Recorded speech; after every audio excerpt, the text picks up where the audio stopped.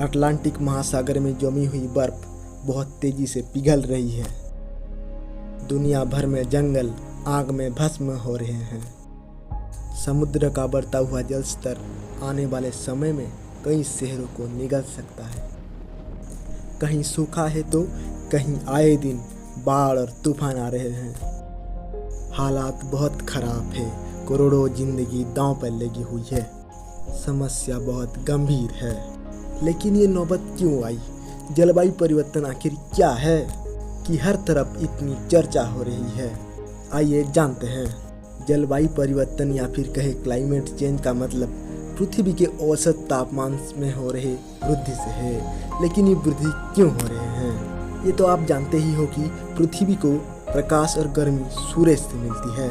सूरज की किरणें जब पृथ्वी पे पड़ती है तब उनमें से कुछ किरणें परावर्तित होकर वापस में अंतरिक्ष में चली जाती है और कुछ किरणों को हमारे वायुमंडल में मौजूद ग्रीन हाउस गैसेस परावर्तित होने से रोक लेती हैं। इसे ग्रीन हाउस इफेक्ट कहते हैं। वायुमंडल को आप पृथ्वी के चारों ओर एक गैसों का कवच कह सकते हैं।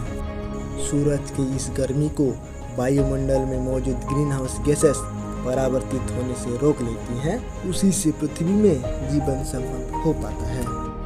वरना बहुत ठंड के कारण पृथ्वी पर न सिर्फ इंसानों का रहना मुश्किल हो जाएगा बल्कि फिर खेती भी आसान नहीं होगी और फिर दुनिया के लोगों का पेट भरना मुश्किल होगा। ग्रीन हाउस गैसेस हमारे वायुमंडल में जरूरी है, लेकिन तभी जब पर्यावरण में उसकी मात्रा संतुलित हो। लेकिन समस्या उस वक्त पैदा हुई ड्यू टू ह्यूमन एक्टिविटी।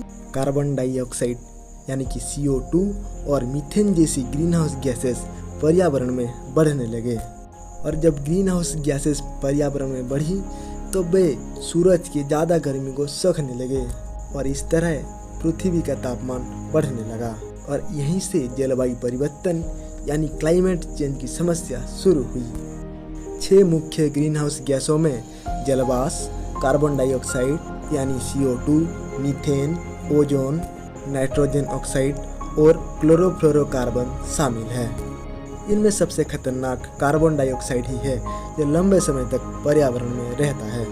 इंसानी गतिविधि से जो भी CO2 पैदा हुई है उसकी बड़ी वजह जीवाश्म ईंधन का इस्तेमाल है, यानी कोयला, डीजल, पेट्रोल और जमीन से निकलने वाली गैसों का इस्तेमाल। खासकर इसकी शुरुआत जब 1750 में औद्योगिक क्रांति की शुरुआत हुई।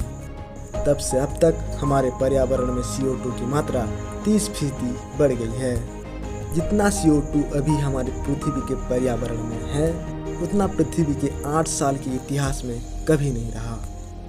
समस्या इसलिए और बढ़ गई क्योंकि कार्बन सोखने वाले जंगलों को काटा जा रहा है।